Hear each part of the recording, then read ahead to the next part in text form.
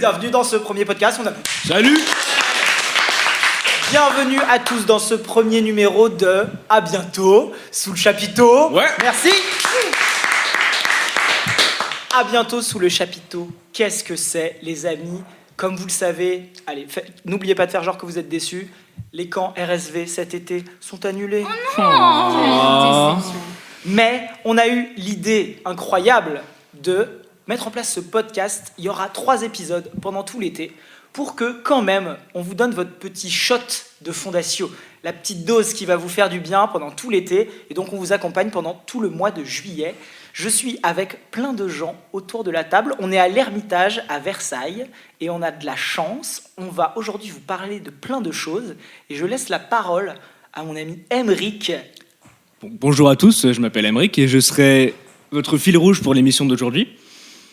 Je vais commencer par présenter les merveilleux invités de la journée. Donc pour commencer, Seb, qui es-tu? Peux-tu te présenter? Bonjour à tous, donc je m'appelle Sébastien, j'ai 24 ans et j'aurais dû être responsable de l'un des camps d'été de ces vacances. Dommage, ça n'a pas pu se faire, mais au moins il est là aujourd'hui. Est-ce que Colline, tu peux te présenter maintenant? Bien sûr, je m'appelle Colline, j'ai 17 ans et je suis une jeune qui aurait dû participer à un camp et qui malheureusement ne peut pas. Merci beaucoup. Est-ce que Colombe, tu peux te présenter maintenant? Évidemment. Du coup, moi, je m'appelle Colombe, j'ai 16 ans et comme Colline, j'aurais dû venir au camp cet été. C'est bien dommage. Maintenant, est-ce que Raph, tu peux nous dire par quoi est-ce qu'on va commencer? Eh bien, tout simplement, on s'est dit que pour ce premier podcast, on avait envie un peu de vous faire replonger dans qu'est-ce que c'est ces camps, pourquoi on les fait, qu'est-ce qui est important pour nous en fait à vivre dans ces camps. Et c'est ça qui a guidé toute la préparation des épisodes que vous allez vivre avec nous cet été. Et donc, c'était important pour nous de revenir là-dessus pour ce premier moment de l'émission. Et la première personne qu'on va entendre, malheureusement, elle n'est pas là. C'est Marc qui devait venir. C'est entre autres lui qui a eu l'idée de ces podcasts. Marc, il est en service civique à la Mission Jeune.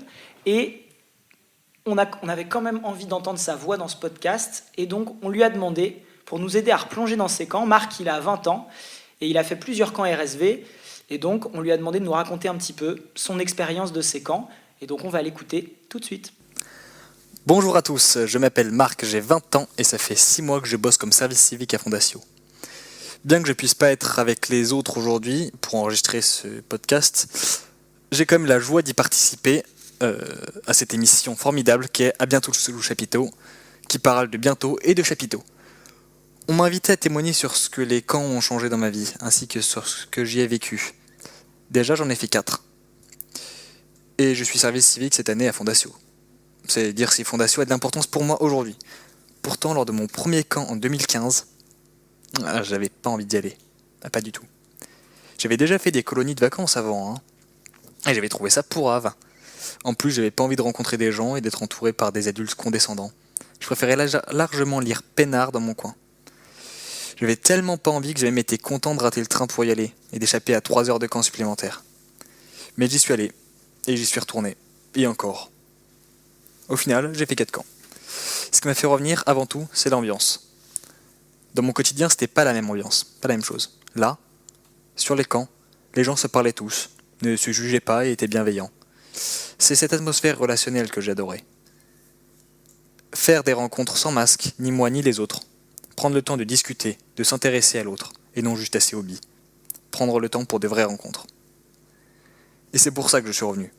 Pour ça, et parce que j'avais vu que c'était des jeunes qui organisaient les temps de groupe, que ce soit les matinées ou les soirées. Des adultes leur faisaient confiance. Ces adultes qui n'étaient ni mes parents, ni mes profs. Et ça, c'était nouveau. Je suis donc revenu en prenant des responsabilités et ça m'a appris plein de choses. Par exemple, là, je suis en train de vous partager mon expérience des camps. Et c'est pas facile. Parler de soi devant beaucoup de personnes, je l'ai appris durant ces camps où j'ai pu prendre une responsabilité. Je ne vais pas vous faire la liste de tout ce que j'ai appris, ce serait trop long. Mais je vous donne quelques exemples. Imaginer une histoire et y inviter d'autres personnes. Organiser un grand jeu. Poser mes mots. Et contenir mon stress face à une foule. Faire réfléchir et rire. Un peu comme ce podcast, quoi. Bref, j'ai fait des camps RSV.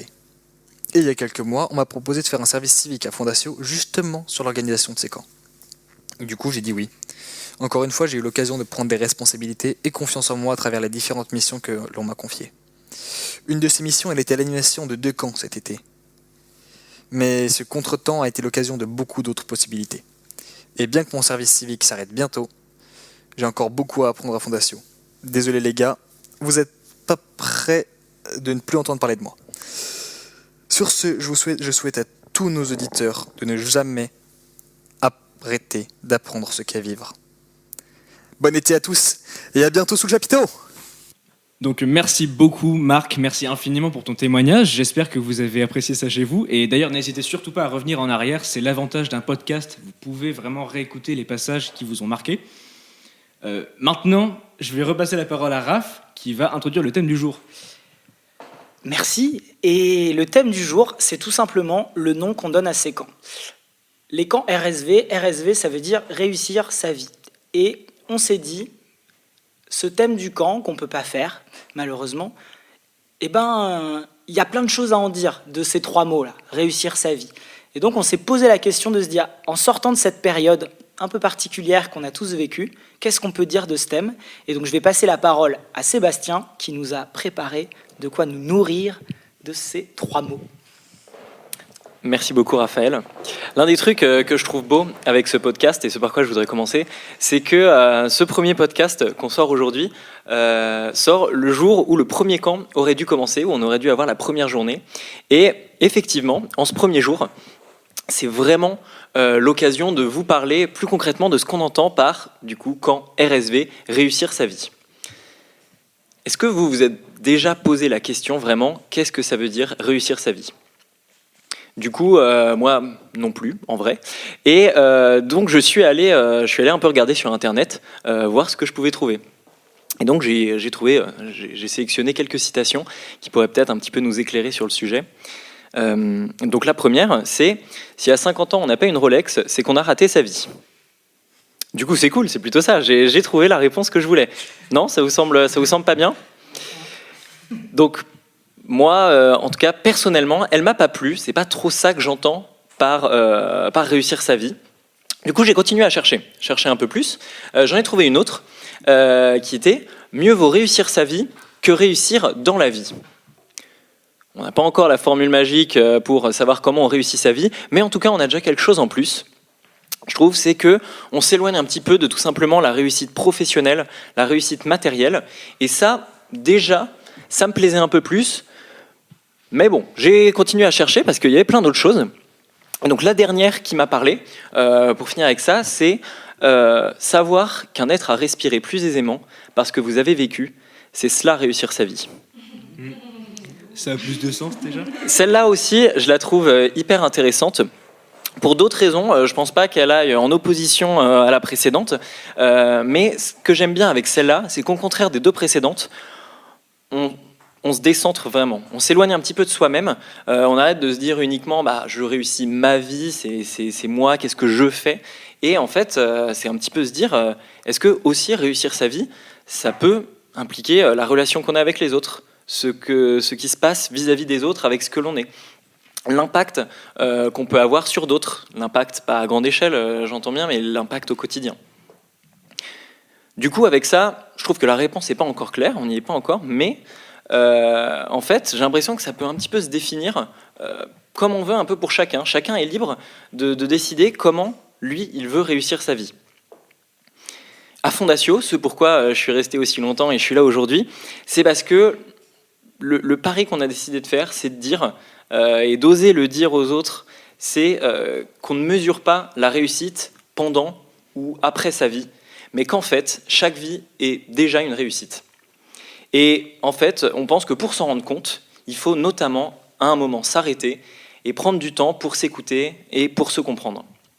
C'est en s'arrêtant un petit instant, comme ce qu'on aimerait proposer à travers ce podcast qu'on peut mesurer tout ce qui nous habite, toute la richesse qu'on a en nous d'être un être unique et à quel point cela mérite d'être partagé. Et ce qui tombe relativement bien pour nous dans cette période, c'est qu'on vient de passer un mois de confinement. Ce qui, je vous l'accorde, pour moi aussi, ça n'a pas été simple, ça a été assez dur. Et je pense que ça a été compliqué pour plein de raisons, mais aussi parce qu'il nous a mis face à nous-mêmes, dans un contexte unique. Et j'ose espérer que ça a pu nous permettre de découvrir ou de redécouvrir certaines facettes de notre personnalité à travers tout ce qui nous a manqué ou tout ce que justement nous a plu alors qu'on s'y attendait pas. Moi, je pense dans un premier temps à la présence des amis, le fait de voir mes potes ou peut-être un peu moins les voir, comprendre qu'est-ce qui me plaît vraiment dans ces relations. Ou de façon encore plus simple ou abstraite, en fonction des personnes, le rapport au silence. Est-ce que tout d'un coup, il y avait trop de silence parce que vous étiez tout seul avec une seule autre personne? Ou alors, justement, le fait de ne pas avoir eu de silence pendant plusieurs mois parce qu'il y avait beaucoup de gens dans la maison, ça vous a pesé? Voilà, c'est ce qu'on a en fait envie de vous proposer donc au cours de ce podcast, à travers la relecture de ces mois de confinement, de se rendre compte de ce qui nous fait vivre, de ce qui nous habite, et ce qui fait qu'on est déjà une personne qui réussit sa vie. Merci. Pardon. Merci Seb. Merci beaucoup Seb. Je pense qu'on peut applaudir. Merci. J'espère qu'au même titre que Marc, vous avez apprécié le témoignage de Seb, enfin plutôt l'enseignement de Seb. Et effectivement, il a parlé de la question du confinement, et j'imagine que pendant le confinement, vous avez eu le temps de vous poser des questions. Et c'est aussi ce qu'on va faire aujourd'hui pendant ce podcast. Donc je vais passer la parole à Chloé qui va justement les introduire. Bonjour, je m'appelle Chloé, j'ai 17 ans et je suis aussi une jeune qui aurait dû participer au camp Fondatio. On est tous très déçus de ne pas y aller, mais bon, on fait ce qu'on peut pour garder un lien. Donc, comme on l'a dit, le thème du jour, il nous permet de réfléchir à plusieurs questions qui nous ont été proposées à partir de notre expérience du confinement. Parce qu'en soi, c'est quelque chose qui arrive quand même très rarement dans une vie. Donc, ça a été une expérience inédite pour chacun et il y a eu forcément des répercussions sur notre quotidien. On vous invite à vous poser ces questions aussi chez vous. Prenez le temps, si ça vous dit. Prenez 5-10 minutes. Et puis, c'est toujours positif de faire le point. Quand je fais le point sur toute la période depuis mi-mars, est-ce qu'il y a eu des moments où je me suis sentie frustrée, contrainte, bloquée, avec par exemple des projets mis sur pause, voire annulés, une obligation de repenser toute notre manière de travailler, de garder des liens, une frustration de ne pas pouvoir mener mon quotidien de la façon dont j'en ai l'habitude? Est-ce que, à contrario, ce confinement a permis des choses dont je suis fière, des choses nouvelles, des ouvertures? Est-ce que j'ai réalisé que j'étais capable de quelque chose qui est normalement occulté par mon quotidien classique? Et enfin, le confinement a pu être pour de nombreuses personnes un moment d'introspection, de mise au point sur son quotidien et sa vie en général. En refaisant le point sur ce confinement, en quoi il a pu éclairer l'idée que je réussis ma vie? Deux de nos invités, Colombe et Colline, ont eu la possibilité de faire un témoignage à partir de ces questions. Colline, je t'invite à commencer. Merci Chloé. Du coup, je m'appelle Colline, j'ai 17 ans et je suis en première. Donc j'ai passé mon confinement dans ma maison avec toute ma famille. Et durant ce confinement, j'ai retrouvé mes grands frères et réappris à vivre avec eux. Ça m'a fait beaucoup de bien, mais c'était vraiment un changement d'environnement qui m'a permis de me poser du coup des questions sur ça. Cette période, elle m'a aussi permis de me poser tout court et de me poser des questions en général, mais surtout sur ma scolarité, parce que depuis 9 ans, j'ai un gros blocage qui est une phobie scolaire. Elle s'est déclenchée en CE2 et depuis, elle est plus ou moins intense selon les années. Cette phobie m'a bloquée pour beaucoup de choses, comme avoir l'impression d'avoir un espèce de caprice d'enfant qui ne veut pas aller à l'école et donc avoir honte d'en parler, ou l'idée de me dire que c'était une prison et que si j'allais plus à l'école, j'aurais plus d'amis ou de vie professionnelle plus tard. Je pense aussi qu'au fil des années, elle m'a fait un peu renfermer sur moi-même. Et ce qui me frustre beaucoup, c'est que je ne sais pas pourquoi j'ai cette phobie scolaire. Et je cherche depuis du coup presque 10 ans. L'année dernière, elle est revenue encore plus forte que les années précédentes. Et cette année, ça a été un vrai calvaire.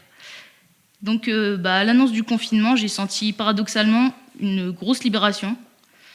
C'est paradoxal parce que en réalité, on n'était pas libre, on était enfermés. Et je voyais plein de gens de mon entourage pour qui c'était très compliqué.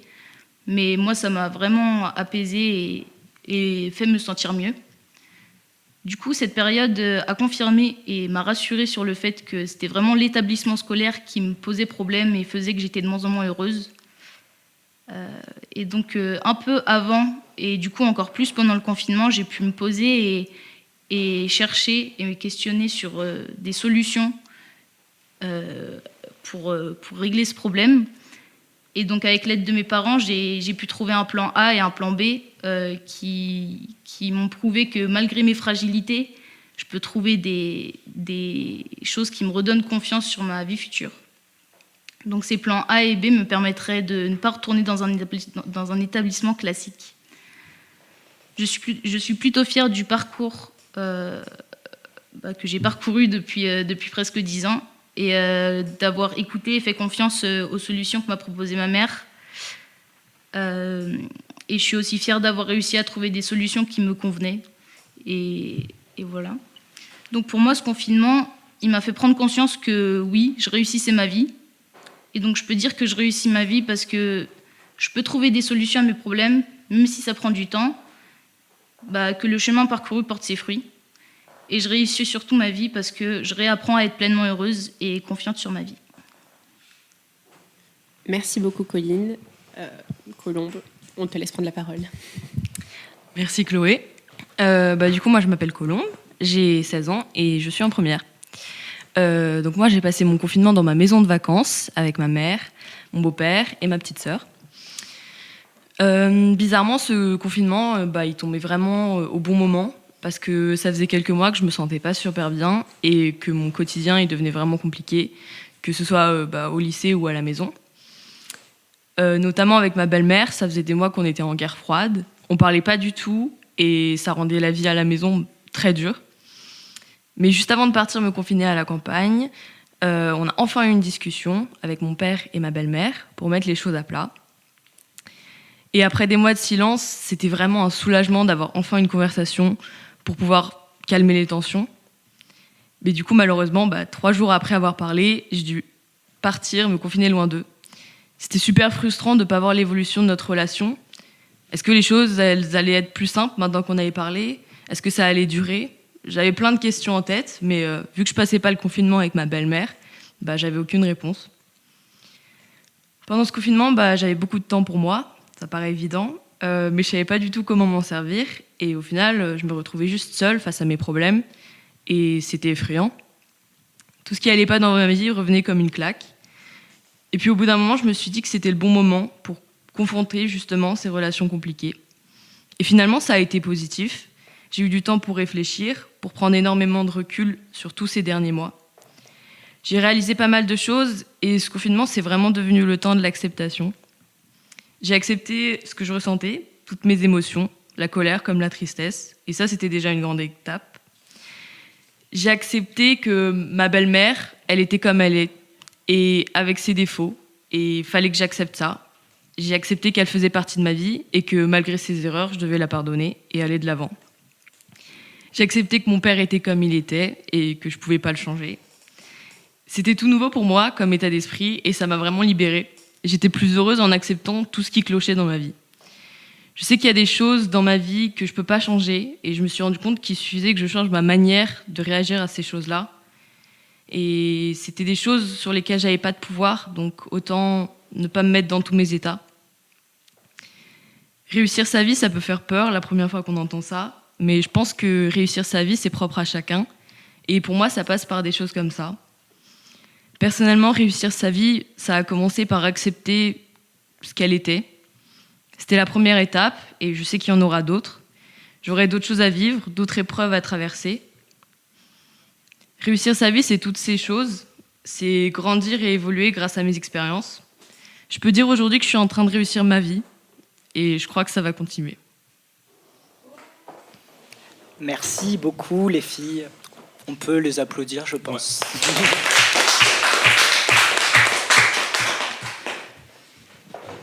Donc ouais, vraiment encore merci infiniment.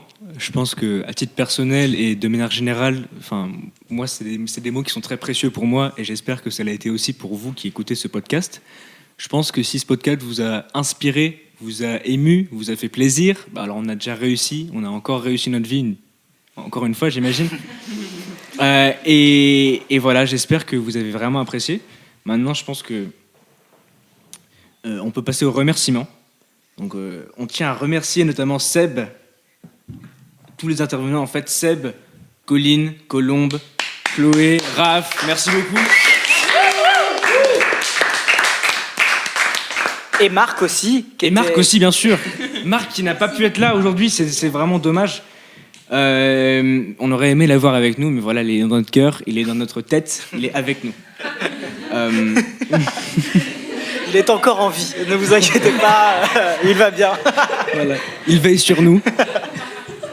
Donc, je pense qu'on peut aussi remercier Bénédicte, Maxime, et encore une fois, toutes les personnes qui nous ont aidés à préparer ce podcast et qui seront là la semaine prochaine.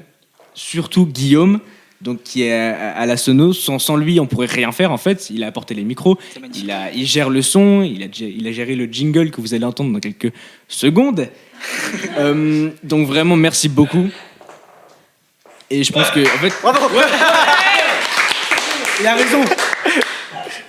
Et bah surtout, en fait, merci à vous d'avoir pris le temps d'écouter ce podcast, d'avoir écouté ces témoignages, cet enseignement. Et j'espère que ça vous a plu, je pense parler au nom de tout le monde. Oui. On ne sait pas trop encore sous quel format ils vont être mis, ces podcasts. Est-ce qu'ils seront sans doute sur YouTube, sur nos réseaux. Si ça vous a plu, n'hésitez pas à mettre un petit commentaire en dessous, des cœurs sur nous. On sera ravis de lire. N'hésitez pas à vous poser les questions qu'on vous a posées, que Chloé vous a posées tout à l'heure. Vous pouvez vous prendre un petit temps chez vous. Vous pouvez écouter ce podcast, le réécouter. Si vous êtes à la plage, si vous êtes dans votre baignoire, si vous êtes en train de faire la vaisselle, écoutez-le. En boucle. En boucle. Écoutez-le en Et boucle. partagez-le. Et Ouais, partagez-le, partagez-le aussi. bien sûr. Et puis surtout, qu'est-ce qui se passe la semaine prochaine, Emric ? La semaine prochaine, on va vous retrouver avec un autre podcast RSV. Je vais pas vous spoiler le thème, je vous laisse découvrir ça la semaine prochaine. J'espère que vous serez au rendez-vous et j'espère que vous l'écouterez également. Merci beaucoup encore une fois et je pense qu'on peut passer à la conclusion. À bientôt sous chapiteau.